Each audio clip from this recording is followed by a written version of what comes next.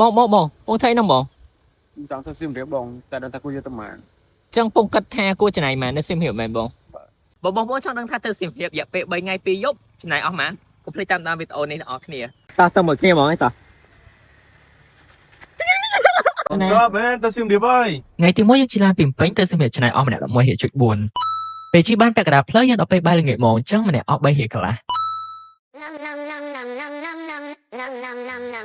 ហើយបើកន្លែងស្នាក់នៅវិញយើងជួលលក្ខណៈ Airbnb ចឹងពីយប់ហ្នឹងអស់ម្នាក់15.83ដល់ពេលព្រឹកឡើងអត់នាំគ្នាទៅណាទៅហត់ហអំបនៅប៉ាក់វេនកូនិយាយទៅមួយចានអស់4000រៀលតែឆ្ងាញ់បើនិយាយពីថ្លៃម៉ូតូវិញដល់លេងនៅសៀមរាប3ថ្ងៃ2យប់ហ្នឹងយើងជួលអស់ម្នាក់8.55អាហ្នឹងគិតទាំងថ្លៃសាំងណា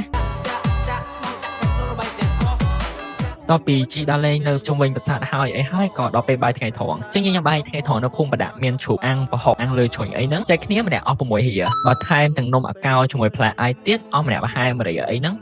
កន្លែងលោកបវ័នញ៉ាំបវ័នញ៉ាំ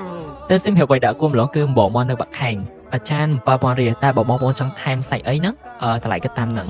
តពីញ៉ាំបោះហើយក៏ឆ្លៀតទៅងូតទាំងទីហើយឆ្លៀតទៅ Pop Street ដោយសារខ្ញុំចង់ញ៉ាំក្រែមជីឡាតូពេល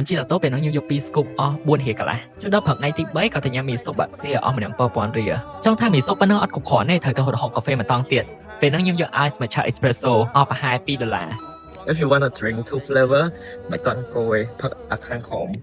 ផឹកខាងលើតិចទៅផឹកខាងខំ3មិនឆាផឹកខាងលើបានកាហ្វេពេលផឹកកាហ្វេហើយក៏នាំគ្នាទៅស្រាំទីជាតិចំពោះថ្លៃ spot ចូលម្នាក់$3ហើយបើយើងយកកាសថែមម្នាក់$2ទៀតចឹងពេលហ្នឹងខ្ញុំអស់$5តោះពីដើរនៅស្រាប់ទីប្រហែលខ្ទង់1ម៉ោង2ម៉ោងជាងក៏យើងទៅញ៉ាំអីនៅមុខផ្សារអង្គរវត្តពេលហ្នឹងហៅមកហូបទៅចែកគ្នាអស់ម្នាក់$5អ្វីដែល recommend បងប្អូនគឺកែបបឆ្ងាញ់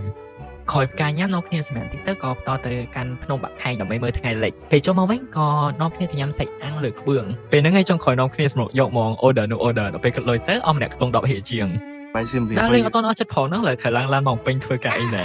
ហើយពេលមកវិញហ្នឹងពួកខ្ញុំក៏ជិះលើឡានគេង